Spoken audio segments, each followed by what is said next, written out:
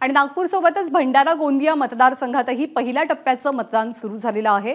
आपला मतदानाचा हक्क बजावण्यासाठी सकाळपासूनच मतदारांची रांग पाहायला मिळते।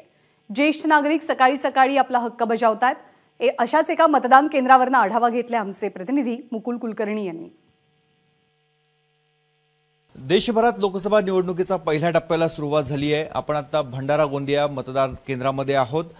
भंडारामधल्या सुकळी या मतदान केंद्रावर सकाळपासूनच मतदारांच्या रांगा लागलेल्या आहेत। एक एक करत ग्रामस्थ येत आहेत, मतदान करत आहेत।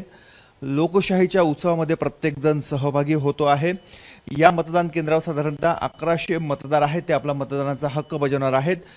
इथे भाजपचे सुनील मेंढे यांच्या विरोधात प्रशांत पडोळे यांच्यामध्ये ही निवडणूक आहे, परंतु खरी लढत ही प्रफुल्ल पटेल आणि नाना पटोले या दोन वरिष्ठ नेत्यांमध्येच असल्याचं बघायला मिळत आहे। कारण भंडारा गोंदिया या मतदारसंघाचं संपूर्ण राजकारण ह्याच दोन नावांच्या अवतीभोवती फिरत असतं।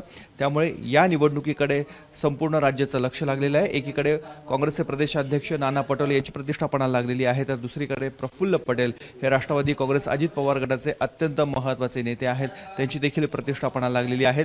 दोन्ही पक्षांमध्ये काही प्रमाणामध्ये नाराजी होती, अनेकांनी बंडखोरी करण्याचा देखील प्रयत्न केलेला आहे। त्यामुळे या संपूर्ण घडामोडींनंतर आज मतदानाची प्रक्रिया पार पडते आहे।